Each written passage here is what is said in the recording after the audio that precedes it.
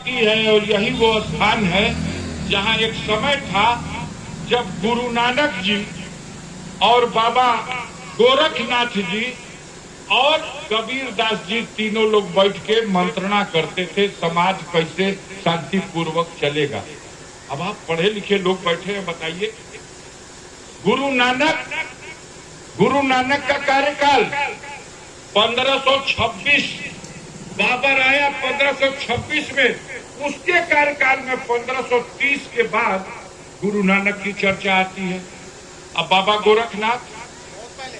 गोरखनाथ द्वापर में भगवान कृष्ण का दौर की बात है।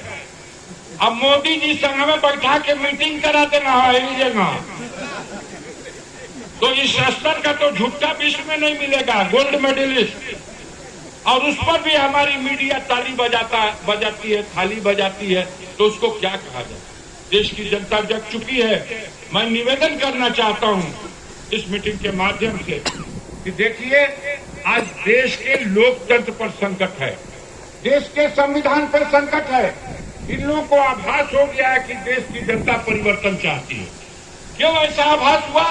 क्योंकि पूरे देश में एक मांग उठने लगी है कि चुनाव मशीन से ना होके के चाहिए, चुनाव बैलेट पेपर पे हो। यह लड़ाई चारों ओर से जनता की आवाज सुप्रीम कोर्ट में पहुंच गई। जब सुप्रीम कोर्ट में बहस होने लगी, तब जल्दी से उसी दौरान अभी बहस चलते बा और जब तक घोषणा शुरू हो गई। क्यों? देश का राजा तो ऐसा होना चाहिए कि देश की जनता जो चाह रही उसकी मर्जी के अनुसार हो। वोट देने के बाद जनता के तब व्यवस्था ऐसा दो जो जनता चाहती है।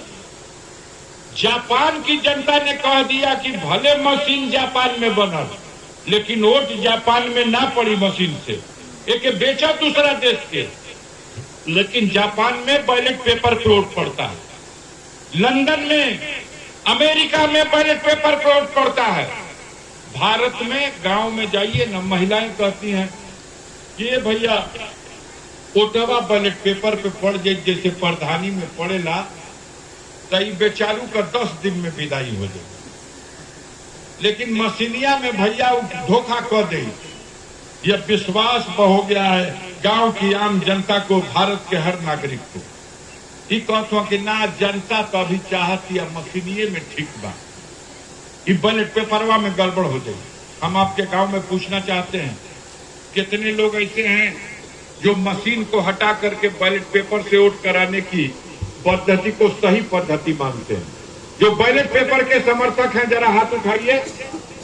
ये तो सारे के सारे लोग बैलेट पेपर के समर्थन की बात कर रहे हैं। लेकिन मोदी कहिए कि मशीनिये में जनता चाहती है। जनता नहीं चाहत मोदी जी, तू चाहत हुआ। ये लिए चाहत हुआ कि ऊपर घपला पाजी का गुंजाइश बा।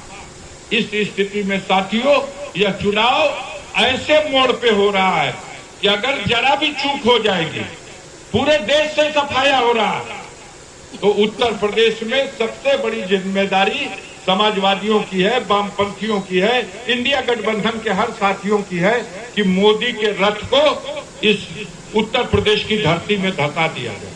तो जब चारों ओर रथ धंसा था, तो गाजीपुर में चक्का धंसी की ना धंसी, चकवे खोल के धो देवे के बाद दिल्ली जा ही ना पावे रथवा। यही जगह घुटना टेक दो, बुझा जाए उनके बनारस में लड़त हुआ, हम गाजीपुर में लड़त है। यही जगह से अंदाज लड़ जाए कि जनता का मूड का बा। इन्हीं बातों के साथ साथ